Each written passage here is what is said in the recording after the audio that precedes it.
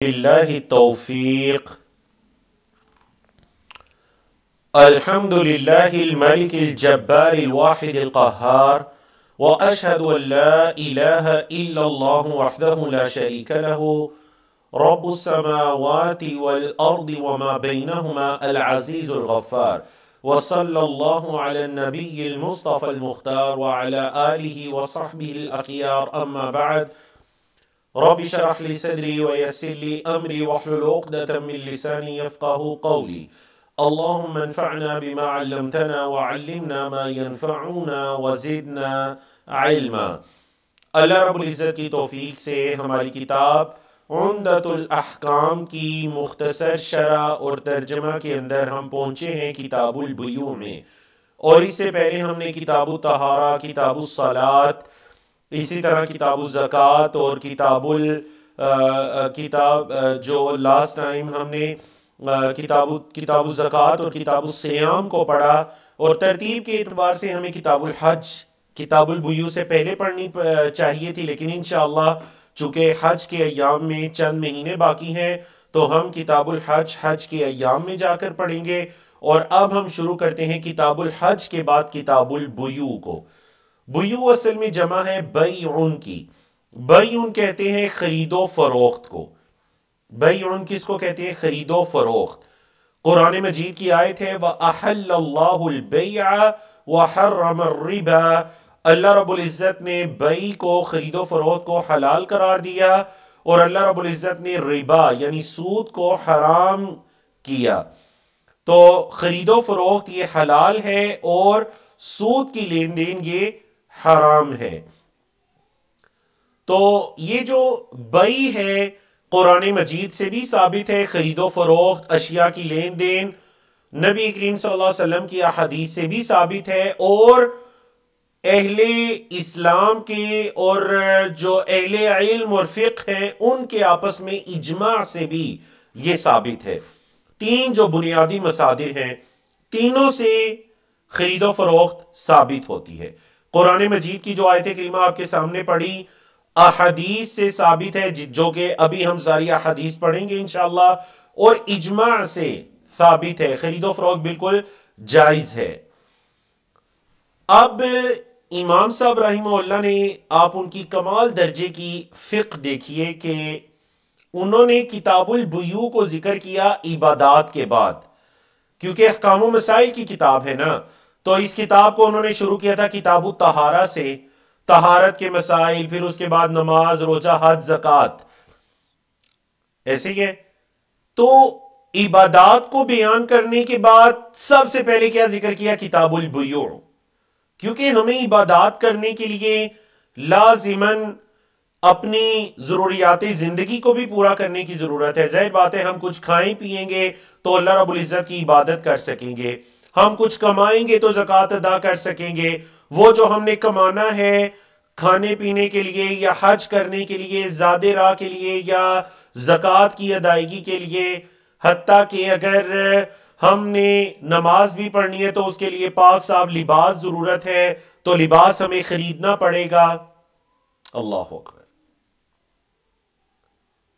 तो आप कह सकते हैं कि तमाम इबादात जुड़ी हुई हैं किस चीज के साथ? खरीदो फरोख्त के साथ। ऐसे ही जी, खरीदो फरोख्त के साथ तमाम इबादात जुड़ी हुई है। मतलब इंसान जितना वो अपनी मईशत के अंदर, और बल्कि इसका असर भी तो है ना इबादात पर, जितना वो हलाल की पाबंदी करने वाला होगा उतना वो इबादात को अच्छे तरीके से अदा करने वाला होगा। और याद रखिएगा, हराम इंसान से इबादात की लज्जत को छीन लेती है। ना फर्जी इबादात के अंदर उसका दिल लगता है, ना नफली इबादात के अंदर उसका दिल लगता है। नबी करीम सल्लल्लाहु अलैहि वसल्लम ने वो शख्स का जिक्र किया था ना कि वो बड़ा लंबा सफर करता है। सुम्मा ज़करा रजुला युतीलु सफरा अशअसा अगबरा। उसका जिस्म, उसका लिबास गुबार आलूद हो चुका है सफर की वजह से। यमुद्दु यदैहि इलस्समा या रब्बी, अपने हाथों को आसमान की तरफ उठाए हुए है मेरे रब, है मेरे रब, मेरी दुआ कबूल कर, ए अल्लाह मेरी दुआ कबूल कर। नबी करीम सल्लल्लाहु अलैहि वसल्लम ने फरमाया व मतअमुहु हरामुन, वमशरबुहु हरामुन वगुज़िय बिल हराम, उसका खाना हराम, उसका पीना हराम, उसकी गज़ा हराम, फ़अन्ना युस्तजाबु लिज़ालिका, तो उसकी दुआ को कैसे कबूल किया जाए।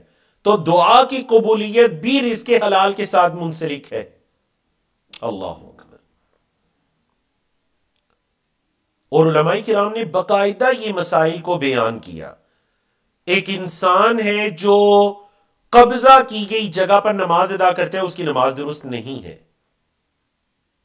एक इंसान है जो चोरी का लिबास पहनकर नमाज अदा करते हैं, उसकी नमाज दुरुस्त नहीं है। तो खरीदो फरोख्त जिसको अल्लाह ने जायज करार दिया, हलाल किया, यह असल में तमाम इबादात के लिए मुमीद और मुआविन की हैसियत रखती है। तो हदीस की तकरीबन तमाम कुतब के अंदर किताबुल बुयू के नाम से एक किताब बाकायदा कायम है, जिसके अंदर खरीदो फरोख्त के अहकाम व मसाइल को बयान किया गया। आप चीज बेचें तो कैसे बेचें, आप खरीदें तो कैसे खरीदें, क्या क्या चीजें जायज हैं और क्या क्या चीजें नाजायज हैं। नंबर 1। नंबर 2, देखिए इस किताब के अंदर जाहिर बात है, अब ये इस किताब के अंदर खरीदो फरोख्त की वो चीजें बयान होंगी जो नबी करीम सल्लल्लाहु अलैहि वसल्लम के जमाने में पाई जाती थी। हमारे इस जमाने के अंदर बीसियों नहीं सैकड़ों की तादाद में खरीदो फरोख्त के ऐसे मामलात आ चुके हैं जो इससे पहले के जमानों में नहीं थे। लेकिन ये याद रखिएगा, मतलब बास स्कॉलर्स हजरात का ये ख्याल है कि देखिए आज जो खरीदो फरोख्त के सिस्टम है शरीयत इस्लामिया के अंदर इनका कोई हल, कोई सोल्यूशन मौजूद ही नहीं है। ये बात बिल्कुल दुरुस्त नहीं है। खरीदो फरोख्त के जो तौर तरीके हैं शरीयत इस्लामिया के अंदर, अगरचे इन जदीद तरीकों का नाम या सूरत ना हो, लेकिन शरीयत इस्लामिया के अंदर जो उसूल बयान किए गए हैं आज भी नए खरीदो फरोख्त के तरीकों के लिए वो उसूल बुनियाद हैं और जाबिता हैं। और ये बात हम इसलिए नहीं कह रहे कि हम चूंकि मुसलमान हैं और हम तो जाहिर बात है बाइज्ड होकर ये बात कहेंगे, नहीं नहीं, बिल्कुल आप अनबाइज्ड इंसान भी अगर कोई इन अहादीस को पढ़े तो वो इस नतीजे पर पहुंचेगा कि इन अहादीस के अंदर जदीद खरीदो फरोख्त के भी उसूल, जो कवाइद हैं, रूल्स हैं, वो उन अहादीस के अंदर हमें मिलते हैं या कुरान मजीद की आयत के अंदर हमें मिलते हैं। तो इस किताब के पढ़ने के दौरान इंशाअल्लाह हमारी कोशिश होगी कि इन अहादीस को दौरे जदीद के जो खरीदो फरोख्त के तौर तरीके हैं उनके साथ जोड़ा जाए, ताकि आपको अहादीस समझने में भी आसानी रहे और इस दौर के जो खरीदो फरोख्त के तौर तरीके हैं उनको जानने में, उनका हुक्म मालूम करने के अंदर भी आसानी रहे। इस मुख्तसर मुकद्दिमे के बाद हम चलते हैं इस किताब किताबुल बुयू की पहली हदीस की तरफ, जो कि हजरत अब्दुल्लाह बिन उमर रज़ी अल्लाह तआला अन्हुमा की रिवायत है। अन रसूलिल्लाह सल्लल्लाहु अलैहि वसल्लम अन्नहु क़ाल, अल्लाह के रसूल सल्लल्लाहु अलैहि वसल्लम से रिवायत करते हैं कि आप सल्लल्लाहु अलैहि वसल्लम ने फरमाया, इज़ा तबायअ अर्रजुलानी, जब दो आदमी खरीदो फरोख्त करते हैं, फ़कुल्लु वाहिदी मिनहुमा बिल खियार, तो उनमें से हर एक को इख्तियार है। पहले तर्जुमा सुन लीजिए, उनमें से हर एक को इख्तियार है। मा लम यतफर्रक़ा, जब तक कि वो दोनों अलग अलग ना हो जाएं। व काना जमीअन, और वो दोनों एक साथ थे। औ युखय्यिरु अहदुहुमल आखरा, या फिर उनमें से एक दूसरे को इख्तियार दे। फतबायअ अला ज़ालिका, तो वो इस पर खरीदो फरोख्त कर लें, इस इख्तियार पर। फ़क़द वजबल बैउ, तो बई वाजिब हो जाती है। बोलिए बई क्या हो जाती है? वाजिब। अच्छा, ये जो नीचे लफ्ज़ है ना अलक़ईन अलहद्दाद, ये गालिबन पिछली हदीस से आगे हैं, ये इस हदीस के अंदर नहीं है। चूंकि पीछे किताबुल हज चल रही थी तो किताबुल हज के अंदर ये अल्फाज हैं, किताबुल बुयू में नहीं। हदीस का तर्जुमा आपने सुन लिया, अब इस हदीस को समझिए और इसके अहकाम व मसाइल जानिए और शरीयत की आसानियां देखिए। दो आदमी खरीदो फरोख्त करते हैं, अब वहीं पर वो बैठे हुए हैं, इसने ये चीज़ खरीद ली, उसको रकम अदा कर दी या उस चीज़ के बदले में जो भी कोई चीज़ दे दी, रकम दे दी, आपस में उनका ये डील तय पा गई। फिर खरीदने वाले को ये महसूस हुआ कि मैं नुकसान में हूं या किसी भी वजह से मुझे ये डील नहीं करनी चाहिए, तो वो उसको कहता है कि मैं ये सौदा नहीं लेना चाहता, डील कैंसल, आप ये वापस ले लीजिए। तो शरीयत ये कहती है कि अगर वो मजलिस एक है, वहीं पर बैठे हुए हैं, वही बातचीत चल रही है, अगरचे डील फाइनल भी हो गई है, उन दोनों को इख्तियार है, बेचने वाले को इख्तियार है कि उसको कहे मैं नहीं बेचना चाहता, वापस कर दे, और खरीदने वाले को भी इख्तियार है कि वो कहे कि मैं नहीं खरीदना चाहता, आप वापस ले लीजिए। उन दोनों को इख्तियार है।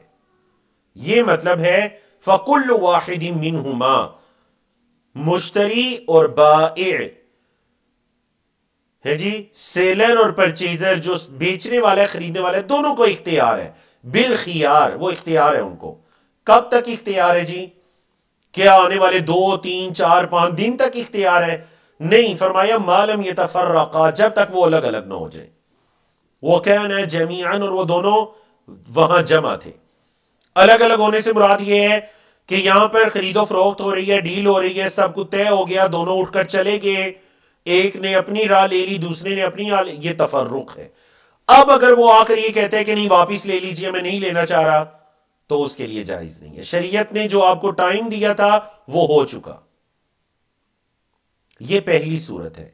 दूसरी सूरत, औ युखय्यिरु अहदुहुम अल-आखरा, कि उनमें से एक दूसरे को इख्तियार दे देता है। क्या मतलब इख्तियार दे देते हैं? मतलब वो कोई चीज आपस में तय कर लेते हैं, या ये तय कर लेते हैं कि वापिस नहीं होगी, तो ठीक है, दोनों इस पर राजी है। या ये तय कर लेते हैं कि 3 दिन का टाइम है आपके पास, इस चीज को चेक कर लीजिए, 3 दिन के अंदर अगर वापस करना चाहे तो कर दें, तो ठीक है, इख्तियार है। समझा कि ना? पहली सूरत यह थी कि बस वो मजलिस। दूसरी सूरत यह है कि आपस में खुद से कोई चीज तय कर लेते हैं, आपस में इत्तिफाक कर लेते हैं और उस पर खरीदो फरोख्त हो जाती है, तो खरीदो फरोख्त वाजिब हो गई, अब वो हो गई। उन्होंने उनको दिया, कहा 1 घंटे का टाइम है, इस चीज को चेक कर लीजिए। आपको पता है बाज़ औक़ात आजकल जदीद दौर में गाड़ियों की सेल के अंदर ये होता है कि आप ये गाड़ी चाबी लीजिए, चलाइए, चेक कीजिए, चक्कर लगाकर आ जाइए, ये इख्तियार है। अगरचे आप देखिए वो दोनों अलग अलग हो रहे हैं, लेकिन अभी इख्तियार है, वो चेक कर ले, या वो ये कहते हैं मैं 2-3 दिन इसको इस्तेमाल करूंगा, उसके बाद आपको बता दूंगा कि लेना है या नहीं, तो ठीक है, शरीयत कहती है आपको इख्तियार है, आप आपस में तय कर सकते हैं दोनों रजामंदी के साथ। आपने देखा कितनी आसानी है शरीयत में। इन्न दीन युस्रुन, दीन आसानी का नाम है। ये आसानी असल में इसलिए है कि मुसलमानों के आपस में कोई किसी किस्म का लड़ाई झगड़ा, बोग्ज, हसद और किसी किस्म का इख्तिलाफ और ये चीजें सामने ना आए। समझा कि ना आपको?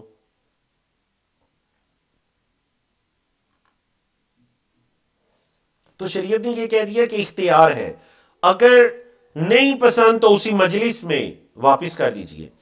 बाज़ फुक़हाए किराम ने यह कहा, चूंकि आप बार बार मजलिस बदलना, खासकर जो लोग मार्केट में बैठे हुए हैं उनके लिए मुमकिन तो नहीं है, तो मजलिस के बदलने से यह मुराद है, तफर्रुक से यह मुराद है कि उनकी आपस में मतलब एक चीज खरीदो फरोख्त की वो बात हो रही है, फिर आपस में लेन देन हो गया, बात खत्म हो गई, डील फाइनल हो गई, उसके बाद कोई दूसरी बात शुरू कर देते हैं, तो दूसरी बात का शुरू करना गोया कि यह मजलिस का बदलना है।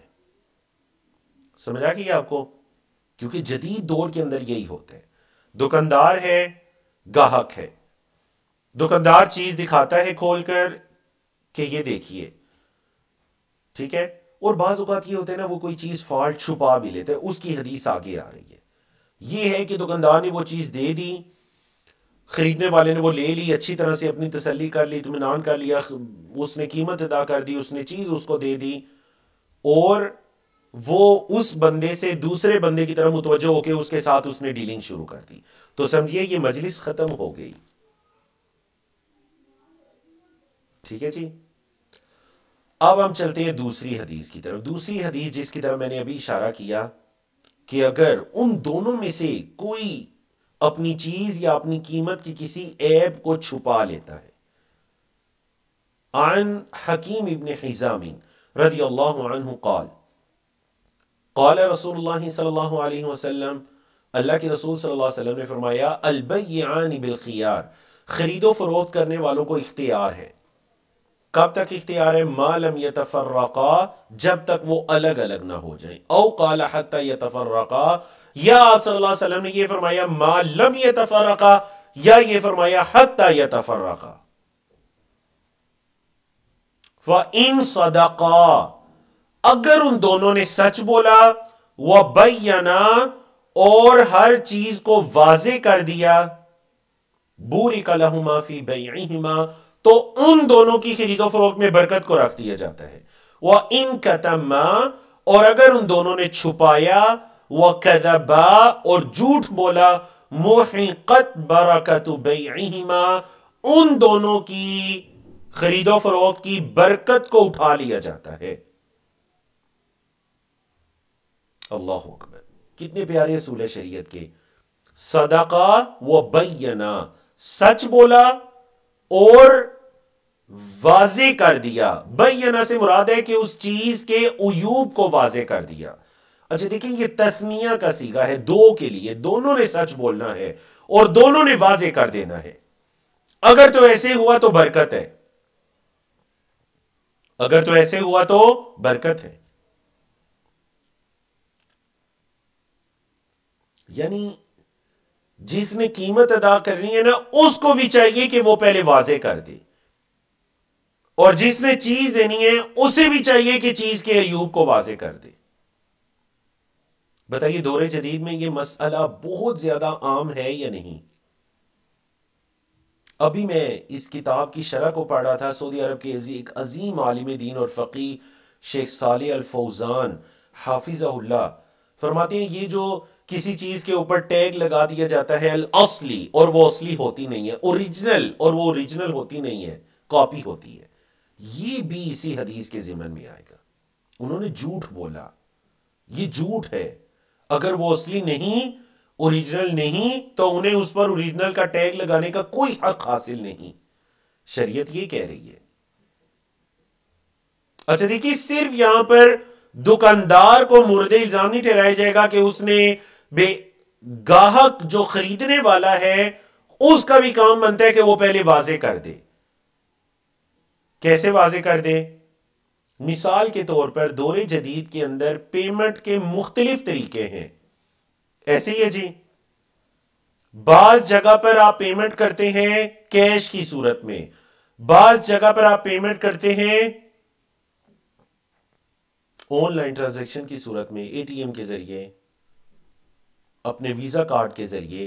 तो खरीदने वाले का भी फर्ज बनता है कि उस डील से पहले दुकानदार को बता दें कि मेरे पास पेमेंट करने की ये वाली सहूलत मौजूद है, वाजे करे।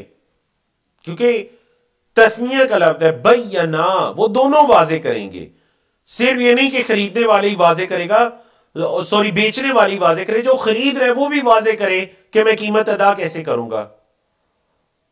ये नहीं कि पहले माशाल्लाह खाना खा पी लिया, पेट भर लिया, सैर हो गए, और उसके बाद कहना शुरू कर लिया पैसे तो नहीं है, हम तो ऑनलाइन देंगे।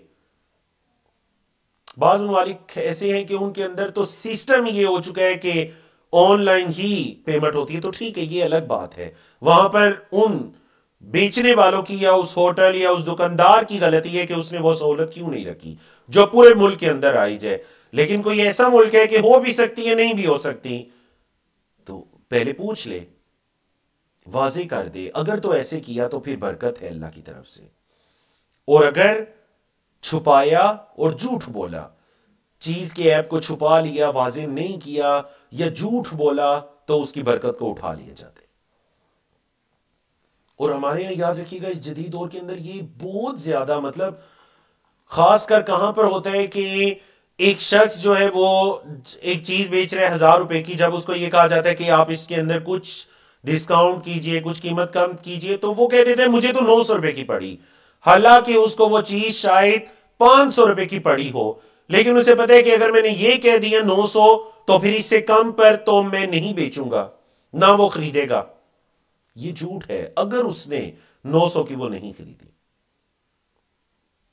एक मर्तबा एक साहिब ने मेरे से पूछा तो उसने कहा कि मुमकिन ही नहीं कारोबार करना झूठ बोले बगैर।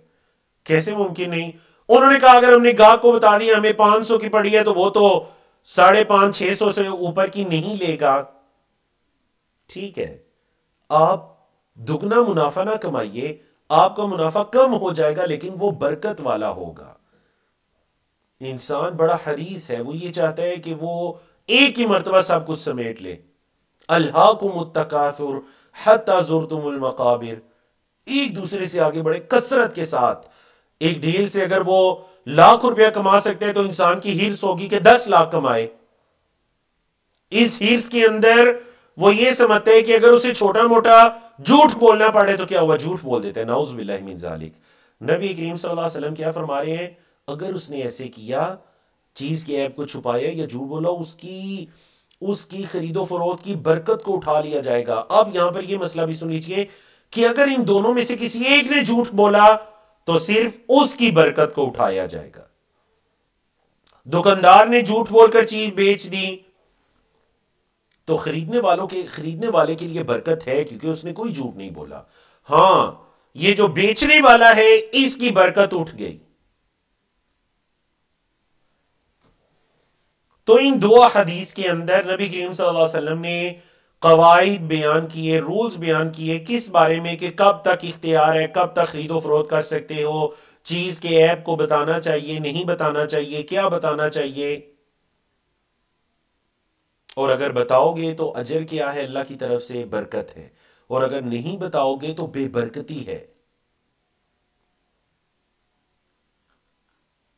देख लीजिए आज हर इंसान ये रोना रोता है जी बरकत नहीं है, जी महंगाई है, पता नहीं चलता पैसे कहां से आ रहे हैं कहां जा रहे हैं। अल्लाह अकबर।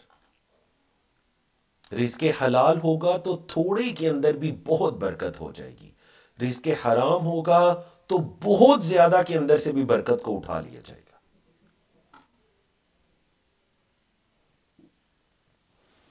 अब आते हैं एक अहम तरीन चैप्टर की तरफ जो किताबुल बुयू के अंदर सबसे अहम चैप्टर है, और वो है बाबु मा नुही अन्हु मिनल बुयू। बुयू की वो किस्में जिनसे मना किया गया है, खरीदो फरोख्त की वो अक़साम, वो किस्में जिनसे मना किया गया है। वो कौन कौन सी किस्में हैं जिनसे मना किया गया है? बाबु मा नुही अन्हु मिनल बुयू। हजरत अबू सईद अल खुदरी रज़ियल्लाहु तआला अन्हु की रिवायत है, अन्ना रसूलुल्लाह सल्लल्लाहु अलैहि वसल्लम नहा अनिल मुनाबदा। अल्लाह के रसूल सल्लल्लाहु अलैहि वसल्लम ने मुनाबदा से मना फरमाया। ये अभी भी हदीस आ रही है, आगे चलकर भी इन्हीं मुनाबदा के साथ ये एक और हदीस भी आ रही है, तो आप तवज्जो के साथ इन दोनों हदीस को देखिए। मुनाबदा पहले हम तर्जुमा कर लेते हैं और उसके बाद फिर शरह की तरफ आते हैं। आप सल्लल्लाहु अलैहि वसल्लम ने मुनाबदा से मना किया, वाहिया, और वो ये है तरहुर रजुली। मुनाबदा क्या है जी?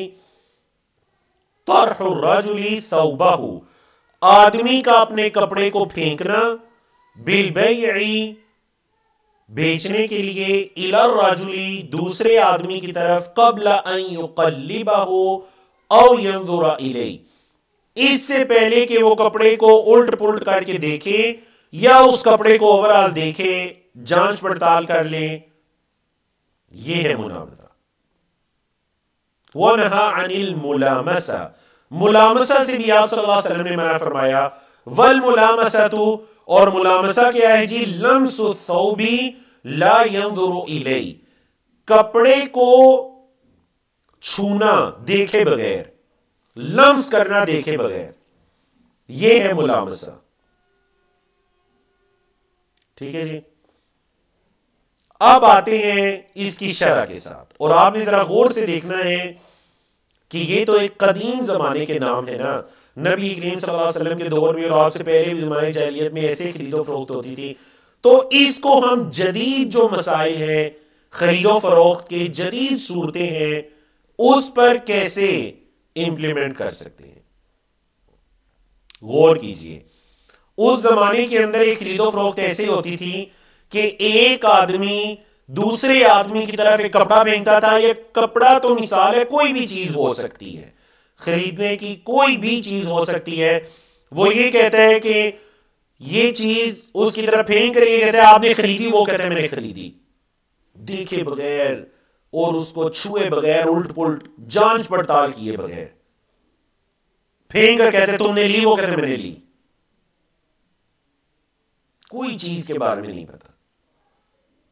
अच्छा, एक तो सूरत ये होती है ना कि खरीदने वाले को अच्छी तरह से उस चीज के बारे में पता है, उस चीज की जो मिकदार है उसके बारे में और उसकी कैफियत, सूरत हाल, हर चीज के बारे में उसको पता है, कन्फर्म है ये चीज है। लेकिन एक है मजहूल, उसको पता ही नहीं, सिफात का कुछ नहीं पता कि ये चीज कैसी है कैसी नहीं है। एक लॉटरी की सूरत है कि अगर अच्छी निकल आई तो मेरे वारे नहीं आ रहे, ना निकली तो जाहिर बात है दुकानदार के वारे नहीं आ रहे और मेरा नुकसान। और इसी तरह मुलामसा, आंखों पर हाथ रख लिया जाता या कपड़ा बांध दिया जाता, कीमत ले ली जाती और कहा जाता कि किसी एक कपड़े को छू कर ले लो देखे बगैर। अब अगर अच्छा निकला तो तुम्हारा नसीब, और अगर अच्छा ना निकला तो फिर भी तुम्हारा नसीब। समझेगी आपको दौरे जदीद की क्या सूरत हो सकती है? दौरे जदीद की वो चीजें जिनको बगैर देखे जांच पड़ताल किए लिया जाता है, लॉटरी के तौर पर है जी, जिसे वो कहते हैं लक को आजमा लीजिए, आप लकी हैं या अनलकी हैं, आजमा लीजिए, ये इतनी कीमत दे दी और फिर उसके बाद ट्राई कर लीजिए, शायद आपकी ये कीमत जाए बाढ़ में और शायद कि आपको इस कीमत पर इससे 100 गुना ज्यादा कोई चीज मिल जाए। बिल्कुल जायज नहीं, आप सल्लल्लाहु अलैहि वसल्लम ने इसे मना फरमाया, ये हराम की एक किस्म है। हमारे जमाने के अंदर प्राइस बॉन्ड की जो एक सूरत है कि एक नंबर हर महीने दे लिया जाता है, रुपए अदा करके करेंसी के मुतबादिल कुछ औराक को ले लिया जाता है जिन्हें प्राइस बॉन्ड कहा जाता है, और फिर हर महीने हर महीने वो क्या कहते हैं जी, उसके वो नंबर्स आते हैं, उन नंबरों को देखकर आपका नंबर आया या नहीं आया तो आपका ये जो वर्का है, ये प्राइस है, ये आपका दुगनी तिगनी हो जाएगी, और अगर नहीं आया तो ये आपके पास ऐसे ही पड़ा रहेगा। बिल्कुल जायज नहीं है। या अक्सर औकात बाहर से कोई ऐसी चीज आती है जो बिल्कुल बंद होती है और उसको खोलने की इजाजत नहीं होती और कहा जाता है कीमत अदा कीजिए, जो भी इसके अंदर से निकला वो आपका है। तो बाज औकात कीमत अदा करके ले ली जाती है, बाज औकात बहुत अच्छा निकलता है और बाज औकात बिल्कुल नुकसान हो जाता है। बताइए दौरे जदीद की ऐसी सूरतें हैं, यानी वो सब इसी के जुमरे में आएंगी, मुनाबदा में आएंगी, मुलामसा में आएंगी कि पता नहीं है और खरीद ली, नुकसान हो या फायदा। तो ये जो चीजें हैं ना, देखिए ये मुसलमानों के आपस में बुग़्ज़ को, हसद को, लड़ाई झगड़े को पैदा कर सकती हैं। तो शरीयत इस्लामिया ने इनसे मना फरमा दिया। अगली वो बै की किस्म जिससे मना किया गया है, अल्लाह अकबर, और ये वो जामे तरीन हदीस है जिसके अंदर 5 सूरतों को बयान किया गया। बोले जिसके अंदर किसको बयान किया गया? 5 सूरतों को बयान किया गया। ये अब्दुल कयूम साहब एक बड़ा अच्छा सवाल पूछ रहे हैं, मेरा ख्याल है कि मैं यहीं पर इसको वाजे कर दूं। नहीं सॉरी, मैं आपका सवाल समझा नहीं अब्दुल कयूम, मैं आपका सवाल समझा नहीं। मैं समझा कि शायद ये जो बीच में लाइनें लगी हुई हैं आप इसका पूछ रहे हैं। क्या आप इसका पूछ रहे हैं मतन में? हाँ, ये इसी का पूछ रहे हैं ना आप? जी हाँ, बारकल्लाहु फीक, बिल्कुल ठीक है। इस चीज को समझ लीजिए। देखिए बड़ा अच्छा इन्होंने सवाल पूछा, जो दूसरी लाइन में मुनाबदा के बाद नहीं लगा हुआ, एक लाइन लगी हुई है मुनाबदा, और फिर यंजुरु इलैहि तक लाइन लगी हुई है, और फिर आगे मुलामसा से लेकर आखिर तक लगी हुई है। इसका मतलब हदीस के दौरान ये होता है कि ये नबी करीम सल्लल्लाहु अलैहि वसल्लम का कलाम नहीं है। मुझे खुद से बताना चाहिए था, लेकिन शायद मैं पहले जिक्र कर चुका हूं, इस वजह से यहां मेरा ध्यान नहीं गया। तो इस लाइन का ये मतलब है कि ये जो वाहिया से शुरू हो रहे हैं ये नबी करीम सल्लल्लाहु अलैहि वसल्लम ने इशारा नहीं फरमाई। तो फिर आप सल्लल्लाहु अलैहि वसल्लम की हदीस क्या है? हदीस सुन लीजिए, अन्ना रसूलुल्लाह सल्लल्लाहु अलैहि वसल्लम नहा अनिल मुनाबदा व नहा अनिल मुलामसा, ये हदीस है। और ये जो है ना, ये सहाबी की या बाद वाले रुवात में से किसी की शरह है कि वो बता रहे हैं मुनाबदा क्या है, वाहिया तरहु रजुली थौबहु बिलबई इला रजुली क़ब्ल अन युक़ल्लिबहु औ यंज़ुरा इलैहि, ये या वाहिया से लेकर इलैहि तक ये शरह है। मुनाबदा की तारीफ बयान की जा रही है जो कि आप सल्लल्लाहु अलैहि वसल्लम ने बयान नहीं की। और इसी तरह वल मुलामसतु लम्सु थौब ला यंज़ुरु इलैहि, ये मुलामसा की तारीफ बयान की जा रही जो आप सल्लल्लाहु अलैहि वसल्लम ने बयान नहीं की। तो इससे हमें यह पता चलता है कि मुहद्दिसीन किराम ने कितनी एहतियात की कि नबी करीम सल्लल्लाहु अलैहि वसल्लम की अल्फाज जो आप सल्लल्लाहु अलैहि वसल्लम की हदीस के अल्फाज नहीं है उनको अलग से शो कर दिया। समझा कीजिए। दूसरा सवाल जो यहां पर पूछा गया, ऑनलाइन शॉपिंग के बारे में। ऑनलाइन शॉपिंग का क्या हुक्म है? तो यही हुक्म है। देखिए, मैंने एक इशारा कर भी दिया था बीच में कि अगर वो ऑनलाइन जो चीज़ आप बयान कर रहे हैं उसकी जो मुआसफात है ना, उसकी जो क्वालिटीज़ हैं वो सारी दर्ज हैं कि ये जिस तरह आप कोई मोबाइल खरीदते हैं तो उसकी A to Z उसकी सारी चीज़ें मेंशन होती हैं, लिखी हुई हैं। अगर तो वो बिल्कुल वाजे है और सारी चीज़ें लिखी हुई हैं तो खरीदने में कोई हर्ज नहीं है। लेकिन अगर वो ऐसे है कि आपको पता ही नहीं कि बीच से निकलेगा क्या, मसलन ये डिब्बा है, इतनी कीमत अदा करके ले लीजिए, या इसमें से आईफोन निकलेगा या इसमें से सैमसंग का कोई आम सा फोन निकलेगा या इसके अंदर कोई उससे भी निकलेगा, क्या गुजरा, ये जायज नहीं है। समझा कि ना आपको? अगर मुआसफात चीज की वाजे हैं, बिल्कुल हर चीज शो है, वाजे है, खरीदने वाले को पता है कि मैं क्या खरीद रहा हूं, तो फिर खरीदने में कोई हर्ज नहीं है, चाहे ऑनलाइन शॉपिंग के जरिए। चलिए जी, ये जो हदीस है ना, बड़ी प्यारी हदीस हजरत अबू हुरैरा की। अच्छा, इसके अंदर 5 चीजों से आप सल्लल्लाहु अलैहि वसल्लम ने मना फरमाया। कितनी चीजों से मना फरमाया? 5 चीजों से। अब जरा देखिए ये 5 चीजें कौन सी हैं। उस जमाने के अंदर ये सारे काम होते थे, आप सल्लल्लाहु अलैहि वसल्लम ने इसी वजह से तो मना फरमाया।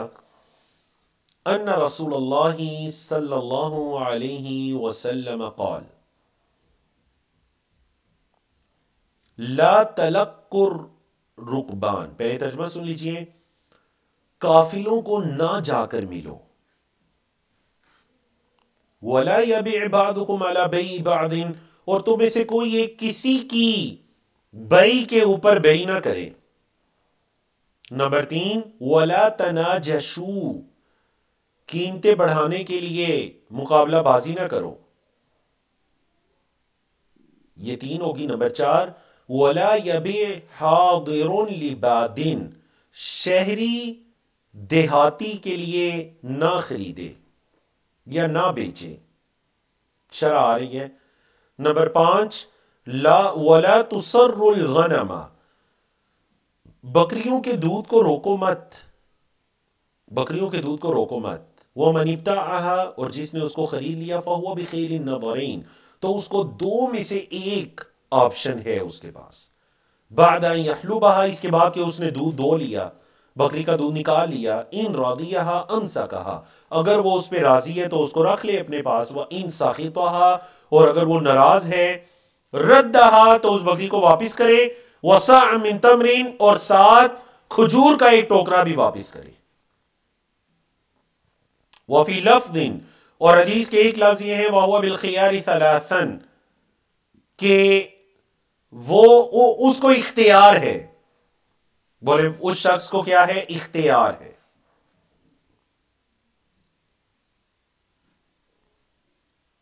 अब हम आते हैं इस हदीस की इशारा की तरफ कि ये 5 चीजें जिनसे आप सल्लल्लाहु अलैहि वसल्लम ने मना फरमाया, ये हैं क्या? सबसे पहली सूरत ये है, ला तलक्कवुर रुकबान। ला तलक्कवुर रुकबान, उस जमाने के अंदर होता ये था, और देखिएगा मौजूदा दौर में ये क्या सूरत हो सकती है। उस जमाने में ये होता था, मंडियों के अंदर ताजिर बैठे हुए हैं कि चलो देहात से या दाएं बाएं से जो आए मंडी के अंदर हम उससे वो चीज खरीद लें। अब होता इस तरह था, पता चला कि जी एक काफिला आ रहा है सामान तिजारत लेकर, तो कुछ लोग उठे, मंडी से उठे और जाकर उस काफिले के रास्ते में जाकर उनसे वो जो जो सामान तिजारत ला रहे हैं ना, वहीं उनसे वो खरीदना शुरू कर दिया। रकब उनकी जमा रुकमान काफिले, काफिलों को जाकर ना मिलो, मतलब उनको आने दो मंडी में, जो सामान ला रहे हैं मंडी के अंदर देखने दो उनके सामान की क्या कीमत है। जब अगर तुम जाकर वहीं उनको मिलेगो तो इससे बहुत खराबी पैदा होगी। एक खराबी तो ये कि जो बाजार का पूरा सिस्टम है वो दरम बरम हो जाएगा, हर जगह ही बाजार लग जाएंगे। दूसरी खराबी ये पैदा होगी कि वो तुम क्यों जाकर उन्हें मिल रहे हो कि अगर वो मंडी आ गए तो असर रेट पर वो चीजों को बेचेंगे, तो मैं पहले से जाकर रास्ते में उनसे उनकी चीज खरीद लूं ताकि उन्हें असर रेट का पता ही ना चले। अच्छा, वो जब फिर मंडी आएंगे उन्हें असर रेट पता चलेगा तो फिर क्या होगा, फिर आपस में लड़ाई झगड़ा होगा। वो ये कहेंगे मेरी चीज वापस करो, मंडी में तो ये इतने की बिक रही है और तुमने रास्ते में मेरे से सस्ती खरीद ली है। समझाइए आपको सूरत की। तो इसलिए नबी करीम सल्लल्लाहु अलैहि वसल्लम ने फरमाया कि काफिलों को जाकर ना मिलो, उन्हें पहुंचने दो बाजार के अंदर, अच्छी तरह से देखने दो क्या हिसाब किताब है, मंडी में क्या चीज कैसे बिक रही है, कितने की बिक रही है, इसके मुताबिक उन्हें डीलिंग करने दो। तुम जाकर पहले मिलोगे, लालच में सस्ती उनसे चीजें खरीदना शुरू कर दोगे जिस तरह के जमाने जाहिलियत में होता था। फिर जब उन्हें असर रेट पता चलेगा फिर आपस में तुम्हारे इख्तिलाफात होंगे। समझा कि आपको पहली सूरत। अब आइए दूसरी सूरत जिससे मना किया, तो बल्कि इसको ना हम जरा मौजूदा दौर के साथ इसकी मुताबिकत करते जाते हैं। वला तलक़्क़बुर रुकमान में क्या सूरत आ सकती है, क्या सूरत आ सकती है? इसमें वो सूरत आ सकती है कि एक शख्स एक चीज का मालिक है और उसको भी अपनी चीज के बारे में नहीं पता कि मेरी चीज कितने की है कितने की नहीं है, और कोई शख्स तेज बनता है और जाकर धोखाधड़ी के साथ उससे वो चीज खरीद लेता है। बिल्कुल जायज नहीं है। ठीक है जी, बिल्कुल ऐसे ही होगा जैसे वो काफिला आया तो जाकर पहले ही उससे वो चीज खरीद ली, उनको पता ही नहीं चलने दिया कि असल में रेट है क्या। दूसरी सूरत, वला यबि बअदुकुम अला बै'i बअदिन, तुम में से बाज ना खरीदो फरोख्त करें किसी की बै पर। क्या मतलब किसी की बै पर? मतलब ये कि दो शख्स खड़े हुए आपस में डील करें, एक का सौदा हो जाता है, मतलब उसने 100 रुपए की एक चीज खरीद ली, पास एक शख्स खड़ा था, जब उसने खरीद ली तो फिर ये उसको कहता है कि आप इसको ना दें, मुझे दें, मैं आपको 110 रुपए देता हूं या 120 रुपए देता हूं। बिल्कुल जायज नहीं है। हाँ, एक सूरत है कि खरीदने वाला या बेचने वाला खुद ये चाहता है कि चले ठीक है, अगर आप चले 100 दे रहे हैं, रुके मैं आपको नहीं दे सकता 100 रुपए में, आप बताइए आप कितनी देंगे, तो वो कहता है मैं आपको 120 दे दूंगा। ये जायज है। बोली की एक सिस्टम हो जाती है, बोली आ रहा है वो बिल्कुल जायज है, लेकिन बोली के अंदर जो चीज जायज नहीं है वो आगे आ रही है, वाला तनाजशु। ठीक है, लेकिन एक ये है कि बोली नहीं लग रही, कोई सौदा हो चुका या बिल्कुल फाइनल होने के करीब है, कोई आकर बीच में अपना एक रेट दे देता है। ये मतलब है किसी की बात पर बात ना करो, पहले होने दो, उनका आपस में डीलिंग होने दो, या ये बेच दे या वो ले ले, उसके बाद तुम बात करो। हाँ, अगर वो कहते हैं मैं 100 रुपए की ही दूंगा, ये कहते हैं मैं 100 की नहीं खरीद सकता, फिर वो कहते हैं चले ठीक है अगर ये नहीं खरीद सकता तो मैं 110 की ले लेता हूं, ये जायज है। लेकिन वो कहते हैं ठीक है 100 रुपए की आप दे रहे हैं, ठीक है मैं आपसे खरीदता हूं 100 रुपए की, और ये साथ से कहते हैं नहीं मैं 110 दे देता हूं। अब क्या होगा, फौरन इसके दिल में उसके बारे में नफरत आ जाएगी, लड़ाई झगड़ा हो सकता है, इख्तिलाफ आ जाएगा कि जब मैं 100 रुपए में अपना रेट बना रहा था तो क्यों आपने 110 लगाया। ये तो मैं मिसाल दे रहा हूं ना, इसके लिए कि कितनी सूरतें हो सकती हैं। नंबर 3 जिससे मना फरमाया वो है वला तनाजशु। वला तनाजशु, नजश क्या होता है जी? नजश ये होता है कि एक दूसरे की जिद के अंदर आकर कीमतों को बढ़ाना, एक दूसरे की जिद में। इसकी दो सूरतें हो सकती हैं, या तो एक दूसरे की जिद में कीमतों को बढ़ाया गया, या फिर धोखे से कीमतों को बढ़ाया गया। आपको पता है बाज़ औक़ात बोली के अंदर ऐसे होते हैं कि मतलब एक शख्स है जो चीज लेना भी चाह रहा है, वो ये कहता है मैं ये चीज 10,000 रुपए की लूंगा। अब एक शख्स है जिसने लेनी शेनी कोई नहीं, बस वो इस चीज का रेट बढ़ाना चाहते हैं, तो वो आगे से कह देते हैं भाई मैं 10,500 रुपए की लूंगा, 10,500 की लूंगा। लेनी इसने नहीं है, बस ये चाहते हैं कि उस चीज का रेट 10,000 से 11,000 रुपए पे लेके जाए। तो जाहिर बात है जिसने 10,000 लगाया, अगर उसने वाकईतन लेनी है तो वो कहेगा ये 10,500 दे रहा है तो मैं 10 की बजाय 11 दूंगा। तो क्या हुआ, उसने लेनी नहीं थी जिसने 10,500 का, बस रेट बढ़ाने के लिए उसने बोली लगाई, शायद कि ये उन्हीं का बंदा होगा जो बेच रही है। ये बिल्कुल जायज नहीं है। और आपको पता है कि मतलब अगर आप में से कोई मंडी जो आज की मौजूदा मंडियां भी हैं, ये जो मैं और आप सब्जी फ्रूट इस्तेमाल करते हैं शहरों के अंदर, आज की मौजूदा मंडियों में भी ये सारी चीजें होती हैं। बकायदा सिर्फ एक मर्तबा इन बोलियों को देखने के लिए और मंडियों के सिस्टम को समझने के लिए बकायदा हम 3 लोग मंडी के अंदर गए और वहां एक एक्सपर्ट के साथ आधा दिन गुजारकर हमने ये चीजें सीखी समझी। फिर आपको जाकर पता चलता है, मतलब अभी शायद हमें ये लग रहा है कि यार ये कैसे हो सकता है या ये कौन सी सूरत है। अगर आप वो मंडी जहां पर देहातों से फ्रूट सब्जी की गाड़ियां आ रही हैं, बिक रही हैं, हमें तो वो मार्केट के अंदर लगा हुआ मिलता है ना, लेकिन अगर आप उस मंडी में जाकर देखें जहां पर ये खरीदो फरोख्त होता है, तो ये सारी चीजें कुछ हलाल कुछ हराम आपको दिखाई देंगी। नंबर 4, वला यबी हादिरुन लिबादिन। हादिरुन कहते हैं शहरी, बादिन कहते हैं देहाती। शहरी देहाती से ना खरीदे। क्या मतलब, ये वही है तलक व रुकबान की एक सूरत के वो देहाती आ रहा है, उस देहाती को जानने दीजिए कि मार्केट का क्या रेट है, उससे ना मतलब मार्केट पहुंचने से पहले या उसको धोखे के अंदर रखकर उससे वो चीज शहरी तेज बनकर ना खरीदे। और 5वीं और आखिरी सूरत, वला तुसर्रुल गनम। आखिरी सूरत क्या है, वला तुसर्रुल गनम। अच्छा, ये भी उस दौर के अंदर होता था और यकीन जानिए कि ये आज भी होता है। आज भी जो जानवरों की मंडियां है ना, उसके अंदर ये वाला धोखाधड़ी आम है। क्या है ये समझिए, ये है कि मतलब आप किसी ने अपनी भैंस अपनी गाय अपनी बकरी फरोख्त करनी है, सुबह अगर उसने बेचनी है तो वो रात से बल्कि पिछले दिन से उसको धोना छोड़ देगा, उसका दूध निकालना छोड़ देगा ताकि उसके थनों में अच्छा दूध जमा हो जाए। अब जब वो मार्केट में जाएगा लेकर, मंडी में जाएगा लेकर, तो हर कोई देखेगा यार जानवर माशाल्लाह इतना अच्छा दूध, हर कोई उसको खरीदने की हिर्स करेगा। अब जब खरीद कर घर लेकर गया, जाकर दूध दोया, बड़ा अच्छा दूध निकला। अगला टाइम जब आया तो उसके थनों में दूध ही कोई नहीं या बहुत कम मिकदार के अंदर है। तो ये क्या पता चला कि वो जो मंडी में दूध नजर आ रहा था वो असल में उसका पिछले 1-2 दिनों का रुका हुआ था। समझाइए आपको ये सूरत, आप में से किसी ने मंडी के अंदर ये सूरत देखी? बकायदा ये होती है इस दौर के अंदर भी।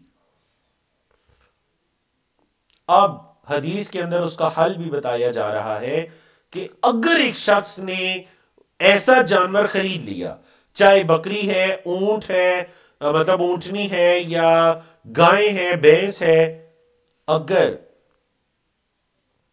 ऐसा जानवर किसी ने खरीद लिया तो हदीस के अंदर उसका हल बताया जा रहा है। आप सल्लल्लाहु अलैहि वसल्लम ने फरमाया उसको 2 में से एक इख्तियार है, बिखैर नज़रैन, 2 में से जो बेहतर है ना वो उसको उस ऑप्शन को सिलेक्ट कर ले। कौन से 2 ऑप्शन जी? नंबर 1, अच्छा ये कब है? जब दूध दो लिया। अगर तो पहले ही पता चल गया तो वो वापस करे क्योंकि धोखा है अगर करना चाह रहे। अब अगर उसने दूध दो लिया जानवर का, और जाहिर बात है वो 2-3 दिन का दूध था, उसको इस्तेमाल भी कर लिया, उस दूध की भी एक कीमत है। अब उसको ये पता चला अगले टाइम जब इतना दूध नहीं दोहा गया तो उसको पता चला कि ये तो धोखा हो गया। आप सल्लल्लाहु अलैहि वसल्लम ने फरमाया इन रादी हमसा, कहा अगर तो वो राजी है उस पे तो उसको रख ले, रोक ले। वह इन साखितहा, और अगर वो राजी नहीं है, गुस्से है कि ये क्या हुआ, रद्दहा, तो फिर उस जानवर को वापस कर दे। अब जब जानवर को वापस करेगा तो वो जो दूध इस्तेमाल कर चुका है उसका क्या बनेगा। फरमाया वस्साअम मिन तमरिन, साथ खजूर का एक टोकरा भी वापस करेगा। वो उस दूध के बदले में है जो उसने दोहा। दूध चाहे कम है ज्यादा है, वो इतनी खजूरें साथ दे दे तो इससे उस दूध का इजाला हो जाएगा। बास फुकाहे किराम ने यह कहा चुके इस दौर के अंदर बकायदा दूध की पैमाइश और लीटर का पैमाना और उसके अलावा नकदी कीमत और ये सारी चीजें होती हैं। उस दौर के अंदर ये चीजें अक्सर नहीं होती थी। तो अगर इस दौर के अंदर वो जानवर और उसका दूध जो उसने इस्तेमाल किया उसकी कीमत वापस करता है तो ये ठीक है।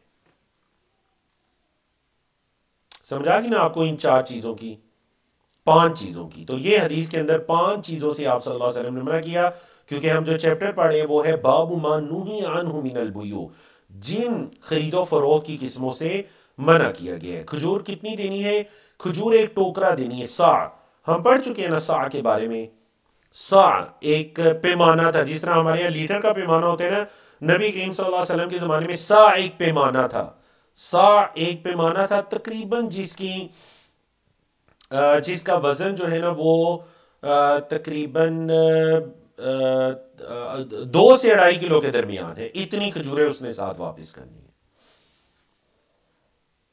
अच्छा जी, अब एक सवाल और हुआ कि आड़ती सिस्टम क्या जायज है।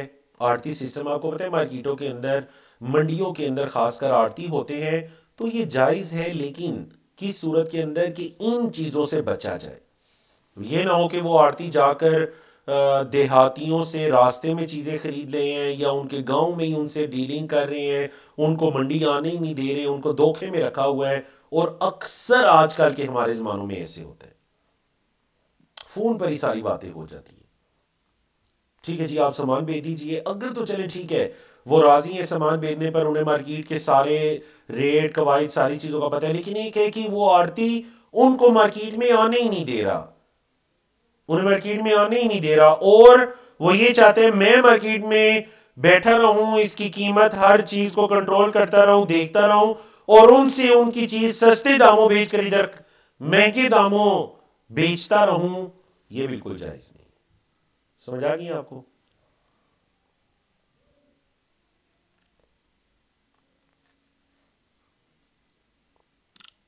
ये वाली हदीस पढ़ लेते हैं, आखिरी हदीस।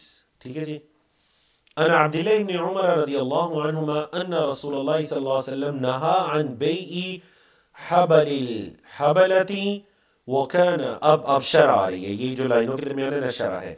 नबी करीम सल्लल्लाहु अलैहि वसल्लम ने मना फरमाया इस बै से। कौन सी बै से? हबलुल हबला, हबलुल हबला से मना फरमाया है। आप समझिए हबलुल हबला है क्या, और देखिए कि ये बै हमारे इस दौर के साथ कैसे मुंसलिक हो सकती है। वकान बैअन, और ये ऐसी खरीदो फरोख्त थी, यतबायअहु अहलुल जाहिलिया, अहले जाहिलियत जो थे ना वो ये बै करते थे, खरीदो फरोख्त करते थे। कान रजुलु यब्ताउल जजूरा, एक शख्स ऊंटनियां वगैरह खरीदता था। कब तक? इला अन तुनतजन नाकातु, यहां तक कि ये ऊंटनी जनेगी, यहां तक कि ये ऊंटनी कोई बच्चा पैदा करेगी।